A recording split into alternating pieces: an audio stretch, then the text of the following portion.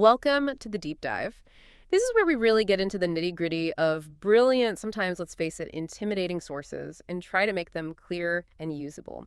Today, we're wading right into the heart of 20th century philosophy, exploring this huge, really seismic rift between two giants, Albert Camus and Jean-Paul Sartre.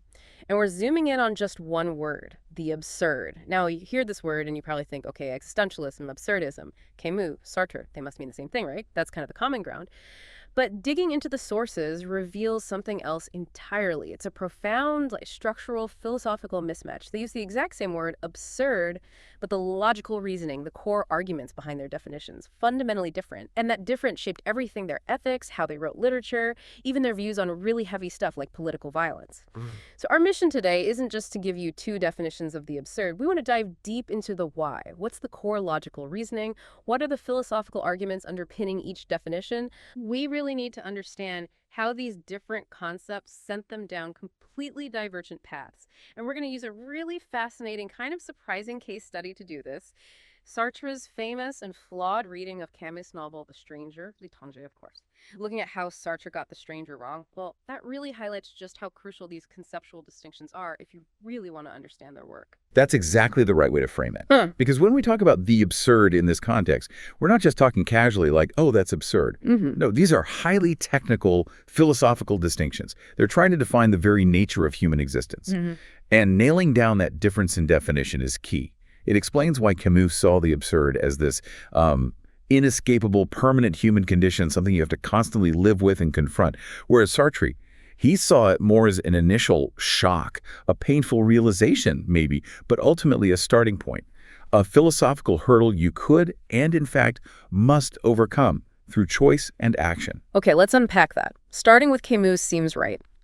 If you've encountered Camus, you know his definition hinges on this idea of tension, a profound mismatch. And the crucial thing, like you hinted, is where this tension exists. It's not just in us, our human desires. Right. And it's not just out there in the world being indifferent or chaotic. Exactly. It's specifically, irreducibly in the fact that both exist together. It's the relationship itself that's the problem, Right. a clash. Precisely. And if we want to get a bit more technical, the core of that mismatch, philosophically speaking, is a conflict between two aspects of our own thinking: our theoretical reasoning and our practical reasoning. Okay, theoretical versus practical reasoning. What does that mean here? Well, theoretical reasoning is that part of us that seeks the ultimate why. It wants justification, coherence, a grand explanation for everything. It demands final answers. Makes sense. But that drive, that theoretical engine, it becomes, well, kind of impotent when it faces questions we have to answer practically, just by the sheer fact that we continue to live. So, like, the act of living itself forces questions on us that pure theory can't handle. Exactly. Think about just continuing to live day after day. That act in itself is a practical affirmation. You're choosing, implicitly or explicitly, that life has value, that it's worth continuing. Right. You keep getting up in the morning? You do. But then your theoretical reason kicks in and asks, okay, what's the ultimate non-arbitrary justification for this value? Where does the universe prove this choice is right? And Camus' universe, silent, indifferent, governed by chance and entropy, offers nothing.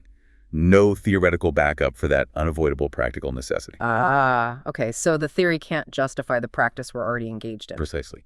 And that gap, that permanent tension between the inescapable practical demand to live and affirm life and the utter lack of ultimate theoretical support from the universe, that is the Camusian absurd. It's a structural tension. So boiling it down, the Camusian absurd is fundamentally about an unmet need. Yes. And that specific need is what?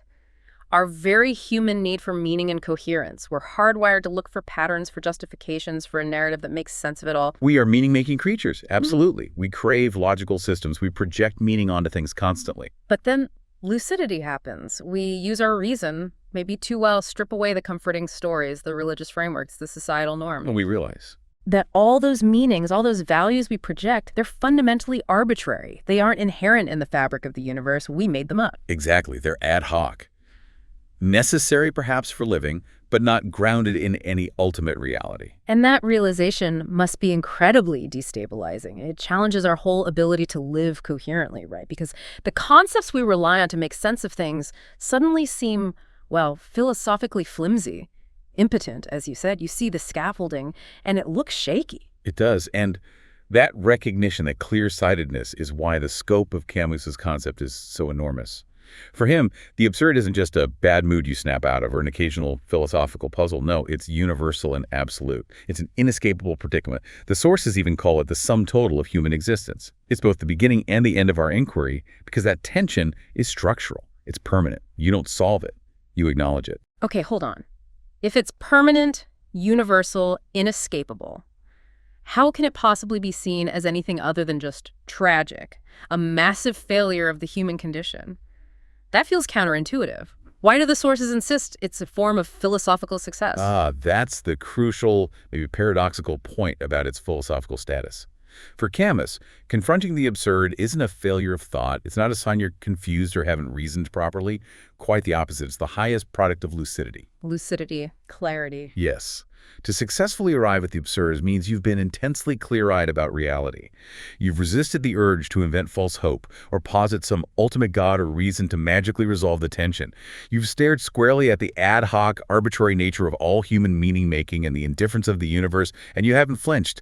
You accept the permanent conflict. That acceptance, that lucidity, is the philosophical success. So it's successful because you're not kidding yourself anymore. In essence, yes. Camus actually lays out 3 possible responses in the Myth of Sisyphus when you reach this lucid state. The first is literal, physical suicide. You end the conflict by eliminating one of the terms yourself. Camus rejects this. The second is what he calls philosophical suicide. This is the leap of faith.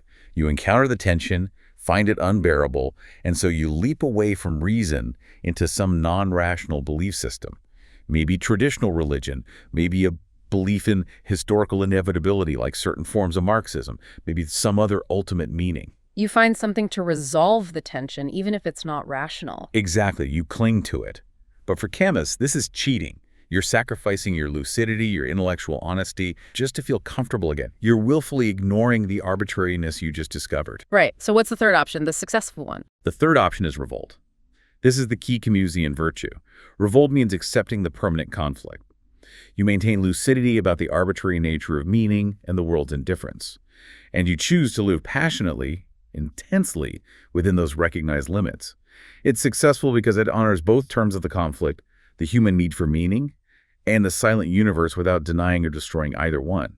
You live with the tension, constantly pushing back against it like Sisyphus pushing his rock, knowing it will roll down again. Okay, that paints a very clear picture of the Camusian absurd. Permanent tension, born of lucidity, demanding revolt. Now let's pivot. How does Sartre approach the same territory? If Camus focuses on the mismatch between our desire for meaning and reality's silence, Sartre's view, you said, is rooted more in just existence itself, contingency. Yes, that's the core distinction. The Sartrean absurd isn't primarily about a tension or a mismatch of desires.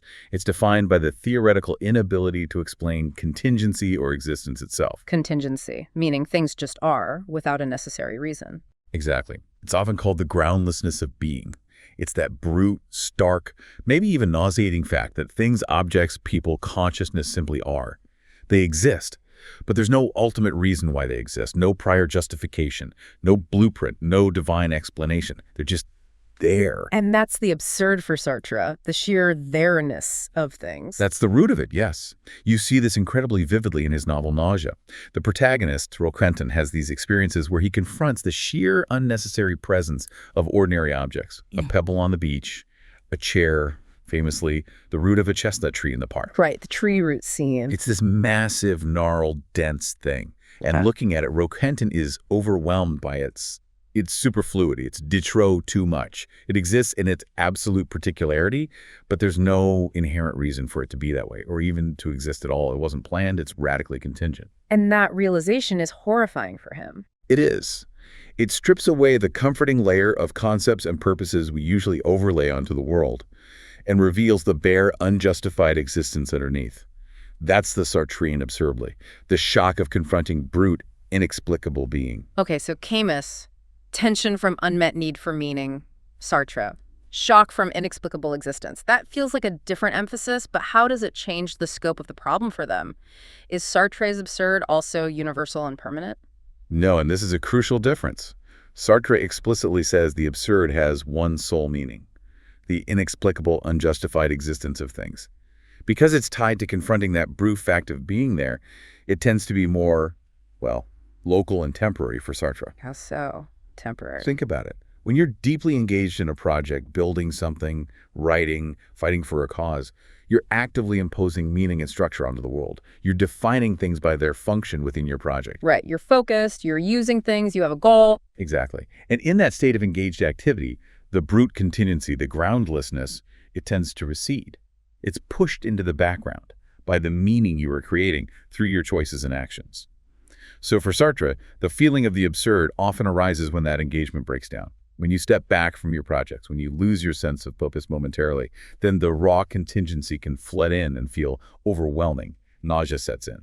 So it's not seen as the constant underlying structure of the human condition, like for Camus. It's more like moments of breakdown. Yes, often described as resulting from a temporary loss of meaning or disengagement from our practical projects. It's not this global, inescapable phenomenon.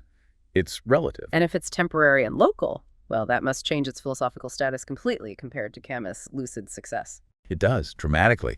Since the Sartrean absurd arises when you're confronted by this inexplicable thingness that reason can't ground, it's generally viewed as a kind of breakdown, a moment of existential disorientation. It's seen, in a way, as both a theoretical and practical failure. Your project, your engagement with the world, which normally masks the contingency, has faltered. You've lost your grip on meaning temporarily. But crucially, Yeah, temporarily. Exactly. And this is the absolute key for Sartre. The absurd isn't the end of the story. It's a beginning point that can be overcome by recognizing the flip side of that groundlessness. If nothing has a predetermined essence or justification, well, then you don't either. You are radically free. Existence precedes essence. The famous Sartrean mantra. Right. So confronting the absurd, confronting your own contingency and the world's, forces you to realize you must choose. You are condemned to be free, as he puts it. You have to impose your own meaning through conscious choices and actions. You literally create your essence, your values, through the act of existing and choosing. You transform that horrifying contingency into chosen freedom. The absurd is the wake-up call to freedom. Okay, so for Sartre, the absurd is overcome by embracing freedom and making meaning, whereas for Camus, even the meaning we make is still arbitrary, so the tension never truly goes away. Precisely. For Camus, the choice, however passionately made, remains philosophically arbitrary from an ultimate standpoint. The lucid mind still sees that. For Sartre, the act of choosing itself confers meaning and overcomes the initial absurdity, at least for the individual making the choice. Right. The choice makes it non-arbitrary for the chooser, in Sartre's view. Okay, let's really nail down these core differences then, because laying them side by side makes it incredibly clear why these two thinkers, often lumped together, ended up in such different philosophical places, especially when it came to things like ethics and politics. So let's recap the definitions and their implications. The absurd is the tension. Human need for coherence meets world's indifference. The challenge is to coherent living itself. Right, whereas Sartre's, the absurd is contingency, existence without explanation, the groundlessness of being. The challenge is to explain sheer there-ness. And that difference in focus leads directly to scope. For Camus, it's Universal, absolute, inescapable. It's the permanent background radiation of the human condition. while for Sartre, Relative, local, temporary. It arises in moments of breakdown or disengagement. okay, so the status follows from that. For Camus, recognizing the absurd is. A sign of lucidity, a kind of philosophical success. You're seeing things clearly without flinching. But for Sartre, experiencing the absurd is more like a... A failure, a breakdown of engagement, a disorientation that needs resolving. Which brings us to the huge point. Overcoming it. Can it be overcome? For Camus, fundamentally, no. The tension is permanent because meaning remains arbitrary. The best you can do is revolt. Live lucidly within that tension. But for Sartre, Yes, it must be overcome. It's a beginning point. You overcome it by exercising radical freedom, by choosing and creating meaning through action. this overcoming point feels like the real fork in the road between them, especially politically. Absolutely. It dictates their entire ethical and political stances. Because Camus's absurd is inescapable and based on lucidity, the primary ethical demand is to maintain that lucidity and reject false resolutions. This means rejecting ideologies, whether religious or political, like certain forms of Marxism that promise an ultimate, perfectly coherent future that would supposedly eliminate the absurd tension. For Camus, that's philosophical suicide on a societal scale. So things like revolutionary violence justified by a future utopia. That's out for Camus. It's deeply problematic, ethically forbidden if it demands sacrificing present lives and lucidity for an illusory absolute future. His later work, The Rebel, explores precisely these ethical limits imposed by recognizing the need for moderation, for relative values, for rejecting historical necessity. Whereas Sartre, starting from a temporary absurdity, that must be overcome by creating meaning. Sees a moral imperative to act decisively in the world. Since existence is groundless, we must give it ground through our commitments, our projects, our political engagement. Freedom isn't just a state, it's a responsibility to shape history. Which explains his deep involvement with Marxism and revolutionary politics. Exactly. For Sartre, participating in the historical struggle, even with its violence and contradictions, was the necessary way to overcome contingency and affirm human freedom by creating a more meaningful, just world. The messiness of action was preferable to the paralysis of permanent tension. Wow. So that single difference in defining the absurd leads to completely opposite conclusions about political violence and historical commitment. It really does, and it hinges on that idea of arbitrariness. Let's dig into that overcoming difference just a bit more. Please. Camus looked at the existentialists, including Sartre, and basically said, you guys acknowledge the meaninglessness, the absurdity, okay, good start. Mhm. But then, Camus argued, you perform this kind of philosophical sleight of hand. You leap directly from acknowledging meaninglessness to embracing subjective freedom as the solution. And Camus saw that as a cheat. He called it cheating, yes, because for Camus, that leap ignored the crucial insight. Even the meaning created by subjective freedom is still, from an ultimate perspective, arbitrary. It doesn't actually resolve the fundamental tension between our need for non-arbitrary meaning and the universe's silence. So for Camus, our freedom isn't the answer to the absurd. It's actually just another symptom or maybe a condition of it. Our freedom is precisely this awful, groundless ability to have to choose meaning where none is given. You've nailed it. That's exactly the Camusian perspective. Freedom highlights the tension. It doesn't dissolve it. You still have to constantly maintain that revolt, that lucid awareness of the arbitrariness, even as you choose and act. While for Sartre, that same freedom is the way out. The act of choosing creates the value. Precisely. The choice bootstraps meaning into existence for the chooser. This requires that constant critical balancing act for Camus, the perpetual revolt we talked about, which led him to explore ethical limits and non-absolute politics in works like The Rebel. Sartre, meanwhile, plunged into committed action. Okay, understanding the deep philosophical gulf now makes the strategy behind The Stranger so much clearer. Camus wasn't just writing a novel, he was crafting an experience. His goal wasn't primarily to explain the absurd in The Stranger. He did that more theoretically in his essay, The Myth of Sisyphus. Right. The novel's purpose was different. It was to, what? To actually convey or generate the feeling of the absurd directly in you, the reader. Exactly. He understood that because the absurd, as he defined it, is this lived tension, this internal conflict. Just explaining it theoretically isn't enough. It remains abstract. The novel is designed to be, as one source puts it, an instrument of that simultaneously relative and inexhaustible knowledge. It needs to provide the emotional groundwork. Camus himself said the feeling must lay the foundation for the notion. You have to feel that destabilization first. So how does he do it? What's the mechanism in The Stranger that generates this feeling, this lived tension? The sources call it judgmental paralysis. Judgmental paralysis, that's the core technique. The novel is structured to force the reader into an intellectual and, crucially, an emotional impasse. It creates a situation that mirrors the philosophical definition of the absurd, that irresolvable conflict. How does that work? How does it paralyze our judgment? It's a really sophisticated narrative trap. The novel basically compels you, the reader, to make a judgment about Meursault, the protagonist. Our social and moral instincts demand it, especially after he commits a crime. Right, you have to decide what you think of this guy. You feel you have to. But simultaneously, the way the novel is structured makes it impossible to arrive at a satisfying judgment. Any conclusion you reach feels incomplete or unfair. And that impasse, that tension between the need to judge and the impossibility of judging satisfactorily, that's what induces the feeling of the absurd in the reader. That's the idea. You're caught in a bind that mirrors the philosophical tension between needing meaning and finding none. Your usual tools for making sense of people fail you. And the famous two-part structure of the novel is the engine driving that. Absolutely. It's crucial. In part one, we're completely immersed in Meursault's perspective. It's all raw, sensory detail, the heat, the sun, the taste of coffee, physical sensations. There's a very little reflection, almost no conventional emotional expression. Yes, very physical, very immediate. And because we're experiencing the world directly through his senses, without the usual filters of interpretation or emotional commentary, we develop this strange kind of, well, sympathy or empathy. Not because we approve of him, but because we're just with him in his unmediated experience. We start to believe his candor, his simplicity. He seems almost innocent, just reacting to stimuli. You get used to his way of being, his baseline. You do. You acclimatize. And then, bam, part two. Look. The perspective shifts radically.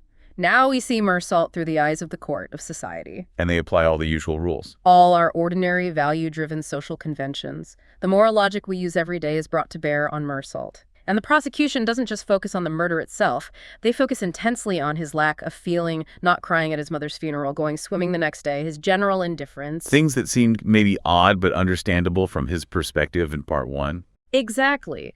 But now, seen through the lens of societal expectations in part two, this same behavior is used to paint him as a monster, as someone whose lack of conventional feeling proves he's capable of cold-blooded murder.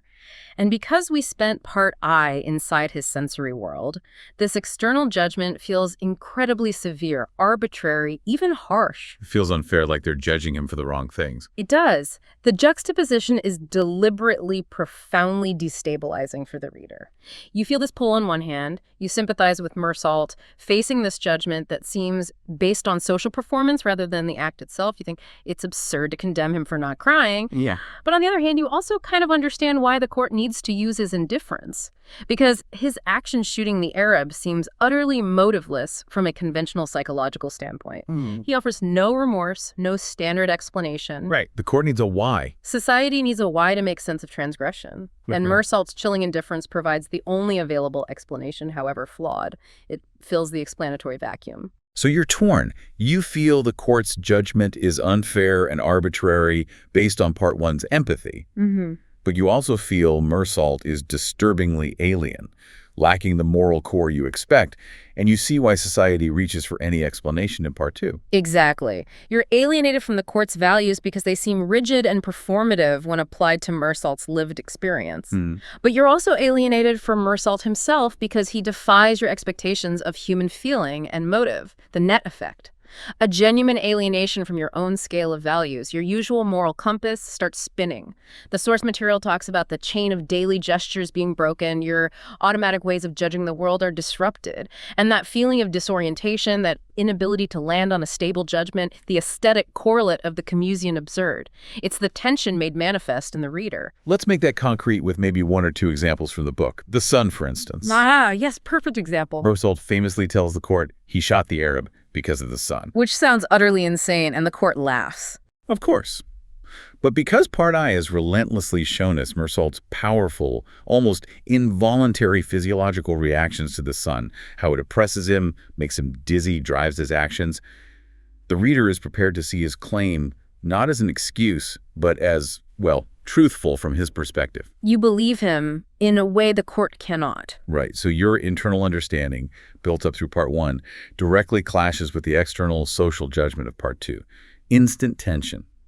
Absurdity. Precisely. It embodies that conflict between private lived reality and public conventional meaning. And maybe one more powerful moment is near the end, the visit from the chaplain, the priest. Oh, absolutely crucial. The priest comes into the cell, desperate to get Meursault to repent, to find meaning, to accept God, basically to take that philosophical leap of faith Camus warned against. He wants Meursault to resolve the tension. Yes.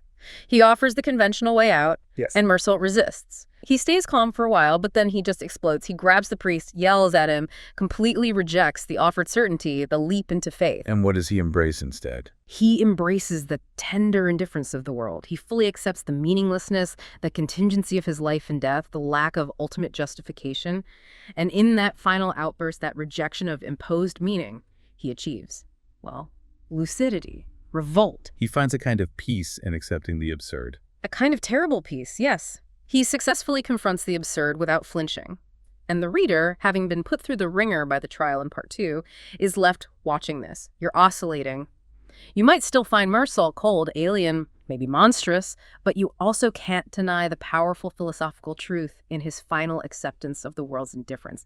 The tension remains unresolved right to the end. Okay, so that's the intricate mechanism Camus built into The Stranger to generate the feeling of his specific definition of the absurd, the permanent, lucid tension. Which brings us to Sartre's review, and here's where the philosophical wires get crossed. Sartre, when he analyzed The Stranger, completely missed this core mechanism of judgmental paralysis and the tension between the two parts. He did. It's a classic case, really. He basically analyzed the novel through the lens of, well, his own definition of the absurd, right? Existence without explanation. Contingency. Exactly. He projected his own philosophical framework onto Camus's work. He saw his arguments reflected in Camus' art rather than analyzing the art on its own terms to understand Camus's different argument. So what did Sartre think Camus was doing in the novel to show the absurd? If not the tension, then what? Sartre argued that the feeling of the absurd in The Stranger is generated because Camus intentionally filters out the meaningful links between events and actions.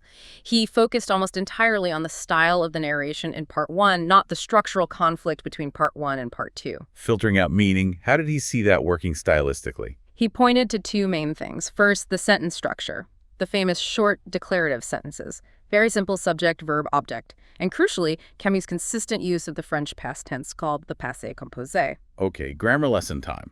Why does the passé composé matter? Just briefly. The passé composé tends to present actions as completed, isolated points in the past. It emphasizes their discreteness. Sartre contrasted this with the passé simple, another past tense often used in literature, which can create more of a flowing, connected narrative sense. So the passé composé makes each sentence feel disconnected from the next. That was Sartre's argument. He claimed that because of this tense and the short sentences, when you read it, we tumble from sentence to sentence, from nothingness to nothingness.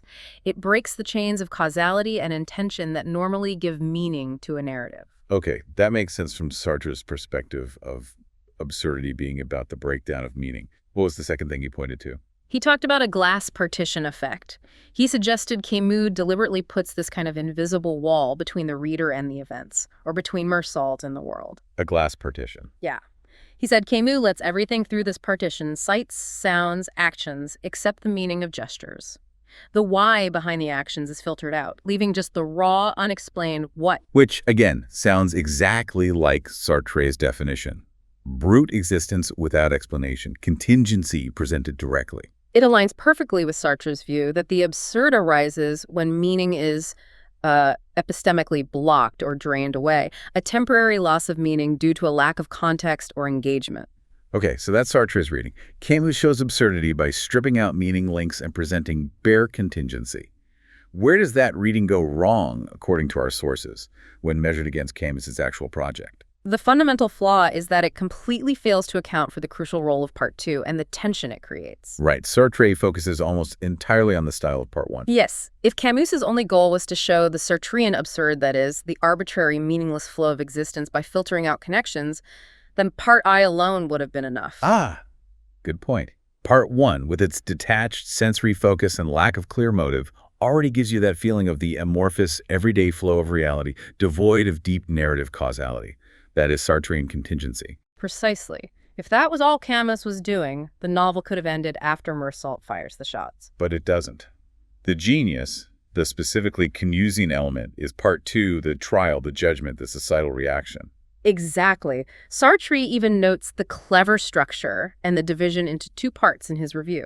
He sees it's there, but he fails to trace the primary emotional effect of the novel, that feeling of destabilization, judgmental paralysis, and ethical ambivalence, back to the essential tension generated between the two parts. He sees the structure, but misses its function in creating Camus' type of absurdity. He misses the conflict. He attributes the absurd feelings solely to the lack of meaning, Sartre's view, rather than to the clash between the need for meaning judgment and the impossibility of finding a satisfying one, Camus' view. Yeah. A reading that can't adequately explain the whole second half of the book and its profound effect on the reader is, well, an incomplete reading of Camus' strategy. And what about that glass partition idea Sartre used? Did Camus ever use that metaphor himself?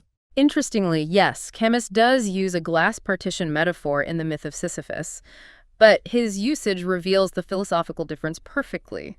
How so? When Camus uses it, He describes looking at people talking behind a soundproof glass partition. You see their mouths move, their gestures, but you hear nothing. Their actions become a meaningless pantomime. Right. But for Camus, this isn't about a temporary lack of information. It's a metaphor for generalized lucidity. It's what happens when the lucid mind, aware of the ultimate lack of justification, looks at all human striving. It makes silly everything that surrounds them. It questions the ultimate why of their existence. It's about the permanent tension revealed by consciousness itself. So for Camus, the glass partition represents the lucid mind seeing the inherent meaninglessness. Yes, it emphasizes the subject's clear-eyed perspective on the arbitrary nature of action when ultimate standards are lacking. Whereas Sartre uses it to describe a specific narrative technique where the author filters out meaning, temporarily, to show the reader contingency. Exactly. Sartre treats it as a lack of context imposed by the author, consistent with his view of absurdity as a local, temporary problem solvable by re-engaging or finding more information. Camus uses it as a metaphor for the universal, permanent condition perceived by the lucid individual. The same metaphor points to two entirely different philosophies. So Sartre's interpretation was really driven by his own philosophical commitments. He needed the stranger to fit his model of absurdity being presentable, observable, and ultimately overcome by freedom. It seems so. His focus on the absurd being presentable, like a landscape you just need to see clearly, clashes fundamentally with Camus's idea that the absurd isn't seen, but discovered personally. Discovered by experiencing the impossibility of fulfilling that deep human need for ultimate meaning and coherence. Sartre wanted the novel to show something objectively. Camus designed it to induce something subjectively. That's a great way to put it. Sartre wanted the novel to validate his philosophy that absurdity is overcome through freedom. Camus created a literary machine to make the reader feel the impossibility of that ultimate resolution, to experience the permanent tension that demands revolt, not escape. #outro. And this leads us to, I think, a really powerful conclusion about philosophy and how it gets communicated. Yeah. Because the Camusian absurd, defined as this lived tension, this internal conflict between our reason and our existence that has to be discovered through personal experience, well, just explaining it theoretically in an essay like Myth of Sisyphus is inherently incomplete. It can point the way, but it can't make you feel it. Exactly, and that's where literature like The Stranger becomes essential. It's a prime example of literature providing potentially the only viable way to fully introduce a philosophical concept that is rooted so deeply in internal existential conflict. Theory alone can't generate the feeling. The novel becomes the instrument, as that source said, of that simultaneously relative and inexhaustible knowledge. That makes so much sense now. It's relative because each reader has to undergo that judgmental paralysis, that alienation for themselves. You can't just be told about it, you have to experience the destabilization. And it's inexhaustible because words, even Camus' brilliant theoretical words, can only gesture towards that irreducible feeling, that tension. They can't fully capture or replace the experience itself. The Stranger doesn't just describe the absurd. It's engineered to make you feel it, to force you into that uncomfortable space where Mersault ultimately finds his revolt. Which leaves us and leaves you with a final, pretty provocative thought to chew on based on everything we've unpacked today. If Camus is right, if the absurd is truly this inescapable tension between our deep human need for meaning, for justification, and the world's profound indifference. And if, as we discussed, the simple act of continuing to live day by day is itself a practical judgment affirming life's value, then how does fully acknowledging with that clear-eyed Camusian lucidity the ultimate impossibility of ever making a truly satisfactory, non-arbitrary, theoretically grounded judgment, how does that realization change the ethical guardrails, the limits you might place on the practical choices, the actions, the commitments you make every single day? What does living in revolt actually demand of you, practically?